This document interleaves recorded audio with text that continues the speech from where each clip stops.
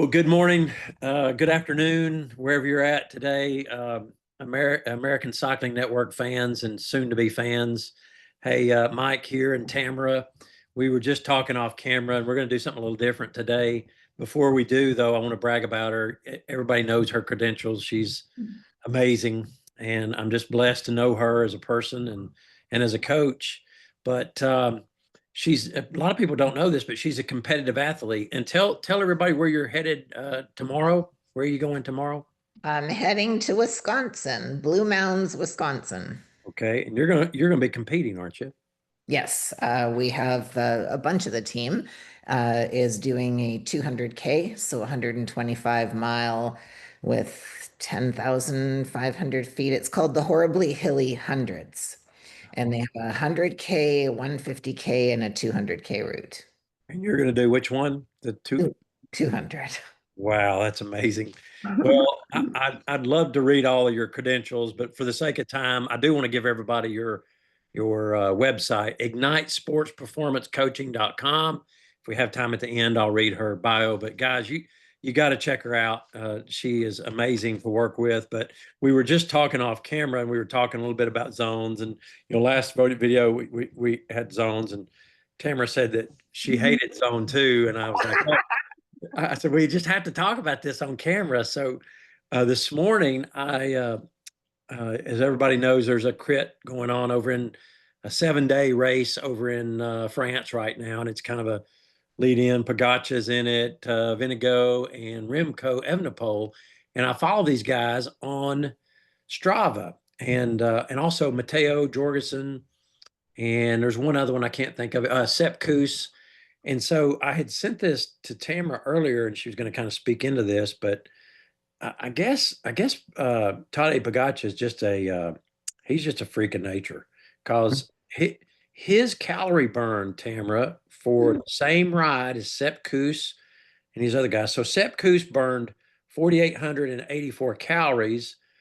Pogacar only burned about let's say 2,656 calories. What's the weight of each of those riders, Mike? Well, they're close. Sepp Kuss is as small as Pogacar, but I do, yeah. So that matters, of course. Does matter. But what got us on this uh,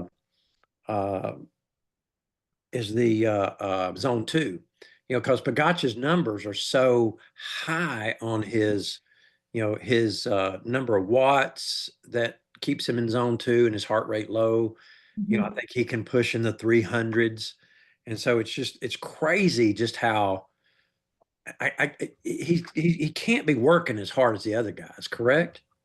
Yeah, well, this is kind of, we touched on this a little bit the last time that you and I met and had an interview too, is the reason that I, dislike zone two, because we tend to have fads in the fitness industry, whether it's in cycling or bodybuilding or whatever sport you want to bring up. There's the flavor of the day, I like to call it.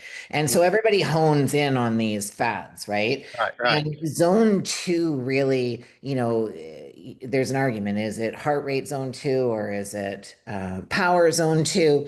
And so this at this level, of these elite pro athletes and the amount of training and the intensity of the training that they do, zone two heart rate, like their resting heart rates are probably sitting at 40 or 39 or, Yeah, yeah. and so to get into zone two, they literally have to work their power up into zone three, four to get their heart rate into zone two. So there's a difference, right? So, we were talking a little bit about that too, where when I'm doing programming for my top athletes that are very conditioned, me myself too, for me to go into zone two heart rate, I'm working like hard. Right, right. Like I can do a race and my heart rate is in the low 130s, whereas yours might be in 160, 170, right? So there's heredity plays a role and your conditioning, your fitness level, it all plays a role when it comes down to that. Okay. Well, today we're going to talk a little bit about overtraining and strength training for cyclists. And I noticed some of the rides you put in for me.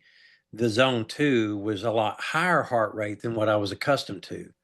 But I like it. I mean, I like the way it, and of course I'm dealing with this thing healing, my collarbone healing, but the heart rate has progressively come down on harder efforts as you predicted, and you're so smart. So, but anyway, I'm going to ask you this first question. Do you think the more is better mindset or actually holding cyclists back? And then why do you think so many athletes think volume equals progress? It absolutely holds a lot of people back. And it's a natural tendency that I see even in athletes that have been at it for a very, very long time. It's, well, if I could do this, I could do more, and then I'm going to be better. And, I'm going to be Yeah, better. But it goes back to, that same philosophy. If you're training your muscles, yeah, you go to the gym and you're ripping your muscles up. That is not when your muscles are growing. Your muscles are growing when the proper nutrition and the proper rest goes in and recovery. And right. it's the exact same thing if you're an endurance athlete or you're a sprinter or you're a climber. You're not improving when you're doing the training. You're adapting, Hmm. but you're only improving when the proper rest and recovery are in there, and it gets often forgotten. Okay. So yesterday when I was texting you and so I'm getting more off days than I've ever had. Hmm. And what you just said just validated how you're putting in these off days. And even though I am training hard, I don't feel like I'm training as hard as I did in the past before the crash. I mean, don't get me wrong. Don't go crazy on me or anything and put something in No, I mean, so there's a fine line right now. I have to take your injury into consideration, right? there. Okay. But the other thing too that really, gets people more wanting to go harder and all that. There's a lot of social media things out there that are great, like Strava, Yeah. is a social media, platform, Right. right? Right. And so you do it, Jason does it. Hmm. You chase KOMs, right? Yeah. You want to Yeah. have the king of the mountain, right? So, Yeah. oftentimes the recovery gets put on the back burner too Mhm. much. And Well, then, yeah, that kind of tees up the next question about how can you tell the difference between healthy training stress and digging a hole?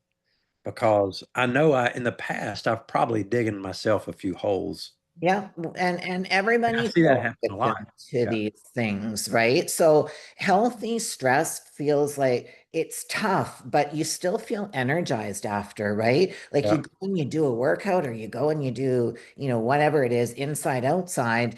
And it leaves you feeling like completely like gassed, but you still feel energized from that. You're still like, that was a great workout, right? It's manageable fatigue. Yeah. You get a little bit of muscle soreness, a little bit of DOM sets in, goes away easily, Yeah. and you see your performance increase over time. But when you're digging a hole, it gets persistent exhaustion. Like it just never goes away. Poor sleep, you're irritable, you just can't recover. Yeah, that's interesting. And your training will plateau. Like you'll notice, and then I see people get upset about that, right? Oh, my training's plateaued. Well, the first question that I'm asking in my head is, do you get the right recovery in there, right? Yeah, that's good. So what does a week look like for a top level cyclist that you would coach? Well, so it depends, like if it's in season or off season, where we are in the season. Um, Mhm. but in the off season, there's a structured mix of intensity that goes in there. There's a lot more gym training that will go in there in the off season. Like I might give 2 to 3 days of resistance training during that time, really building the foundation, that kind of thing. And then normally I'll give one really high intensity training in a week, one endurance based, usually 2 to 3, for lack of better words, zone two type training. Okay, good. And then how does season timing or race goals change how you how a week is structured? So that'll be on a week by week basis, depending on how far out we are from the particular race or goal that we're going after. Gym training will usually go down to 1 day per week. We may not be incorporating leg training at that point because the workouts are going to ramp up. Typically, what I do is, I ramp into doing, about 3 to 4 weeks where we, build, and then do a deload and build, and do a deload. And so we're building in towards the race, but Mhm. also taking into consideration that we have to do some taper prior to the race. I But got you. intensity goes way up. Okay, that's interesting. And Okay, then obviously, like if it's a Fondo type event, yeah, their training will be really geared towards a lot more endurance. But if it was like a crit, they might be doing more, VO2 work, more short type efforts like that. okay, interesting. What about, let's talk a little bit about red flags. How can a cyclist recognize that they're approaching overtraining? Legs will start to feel really, really heavy. They just won't recover. There'll be a lot of fatigue, a lot of muscle soreness. Feeling constantly wiped out is something that I hear a lot. Irritability, they have trouble sleeping, and elevated heart rate. So, if you really watch your heart rate and you see it, and you're not ill and there's no other reason for your heart rate to be up, you're feeling all these other signs of this constant energy zap and everything else, and your heart rate's elevated too. Those are pretty for sure signs. Okay. Yeah, I think I've been there. Yeah, I think know a lot- you I have. think a lot of people have been there as I hear all those descriptions of that. But that's that mentality, right? That goes in while, and it's almost for lack of better words, you're saying to myself, okay, well, I'm failing myself. So now I just got to push harder, which Uh, is just the wrong answer, right? You just yeah, feeding it even more. yeah, that's interesting. Hmm. Yeah, that's interesting. All right. What's the difference between fatigue, overreaching, and overtraining? Well, fatigue is normal. That's All right. just a normal part of training. You bounce back from that temporary, if you get muscle soreness, it's a 24 to 48 hour kind of a thing, but you're still feeling energized, for the most part, right? When you're overreaching, that's what I was just talking about when I've got a 3 to 4 week training block that I've given a client. So Mhm. the whole purpose of that training block is during those 3, sometimes 4 weeks that we're getting to overreaching. So that's that point where I've completely broken them down. Like, we've started here and we've just been increasing. And now it's time for a recovery week or what I call a deload week. So that's called overreaching. It's planned and it's purposeful. Overtraining is serious. It can be chronic. It can actually take months to recover from overtraining. Like it's actually a very serious thing. I think I might have been guilty of that. That's funny because I thought my legs were always supposed to be sore. No. Yeah, I literally walked around where something was sore all the time, and when I did ab work 3 days a week, I was sore all the time. But yeah, you've opened up my eyes. Uh, at the pro level, we see a lot of cyclists that look like they've never lifted anything. And especially, I was watching it yesterday, a replay, and Jonas Vinigo, bless his heart, his arms the top of his arms were like my forearms. I mean, little bitty arms and shoulders. Doesn't look like he lifted anything heavier than a milk jug. But we hear that strength training is a great benefit to cyclists. So tell us a little bit more about that. So even the pros are embracing that a lot more. You'll see if you ever watch some of the live footage, outside their trailers, they actually have strength and conditioning coaches that put them through the gears. But here's the thing, weight is such a factor in the sport, right? And so they don't want extra weight to when they're, especially in so they do a lot of their strength training stuff in the off season, but at the same time they still don't want to pack on the extra weight. But there's so many things that can be done. We talked about this a couple of months ago, I think, where I was explaining to you that the legs are pistons, right? And so you just want those legs to be so So in order to do that, you have to have a very, very tight core. So they work a lot on the core stuff. They work a lot on, body weight type stuff, strengthening, especially into the rear delts, because, you're hunched over all the time on the bike, strengthening the triceps, Yeah, working on the glutes and the hamstrings. These are key foundational exercises that they do. that's interesting.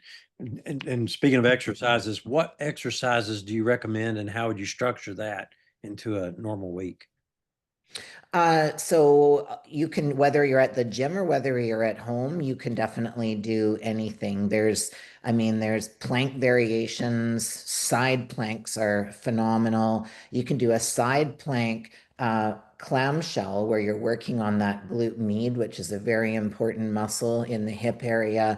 You can be doing squats, lunges, Romanian deadlifts, split squats, walking lunges, push-ups, bench dips for triceps. There's the world's your oyster, right? And then if you're at the gym, of course, you have all the free weights and the equipment too, but there you can do everything at home too. Wow, that's interesting.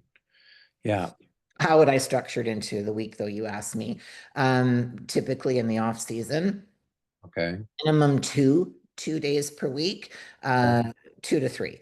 And then when you get into season, really going, training towards the races and whatnot, bringing that down to 1 day per week. And then adding in other stuff like the planking type stuff. Like I always say to my clients, you've got some downtime, you're watching some TV, whatever, get down on the floor and hold your planks. Yeah. Yeah, that's good. Yeah, that's real good. Yeah, and I noticed, the core is just so valuable Oh when yeah. you're riding a bike. I mean, it's just, and I really didn't realize it till I was riding a trainer and pedaled hard and could take my hands off the handlebars and still be in an aero position as long as I was pressing the pedals hard enough. My core would hold me up, but I never had, even as a runner, I didn't have this strength in my core. I guess Mhm. because your core is not engaged when you're running. Is that correct? Well, it is. It definitely is. Not as much as a cyclist. Not well, you don't depend on it as much as a Yeah. cyclist depends on Okay. it in terms of the power transfer. I got you. Okay, good. Well, hey, that's all the questions I have. If anything else you want to add, I don't think so. I other just than other than how awesome you are as a cycling coach and thank you. endurance athlete, I hope you get some video and stuff you can share with me this week when you're in Wisconsin. Well, if not, mid-July, I'll be in Asheville. I've got myself booked for that one. So Oh, that's part cool. of the I'll national. try. I'll try to be up there at least a day for that. Maybe we could do a ride the day before your. That would be good. Yeah, it's July 20th, the event. So Okay. I did it last year. Now, as we know, the hurricane went through, and it Yeah. was devastating. So there's one portion. So the national series is based on timed climb segments, and there's always four of them. And so the course is the exact same, except for the final climb. They had to take that one out, which is too bad because it's a horrendous climb, Uh, horrendous. And when you come off of that, and you go down through the parkway, the Blue Ridge Parkway. And last year I was flying through there and went right past a black bear. It was amazing. But that part we don't get this year. They had to give us an alternate route. So I think okay. there's, a little bit less climbing, not much, maybe 500 feet, 600 Okay. feet, but We have a ride coming up. I don't think I'm going to be able to ride in it. It's called Tour de Rocky Top. oh yes, Greg Yeah. did that last Yeah. year. Yeah. This time it's starting in Townsend, Tennessee. So it's starting actually and staying in the mountains. So it'll be interesting. But And when's that one? that one's July 5th. Oh yeah, you won't be ready for that. No, I don't think I'll be able to put the weight on the collarbone, but I'll volunteer in it though, and that's been fun. But hey, thanks for your time.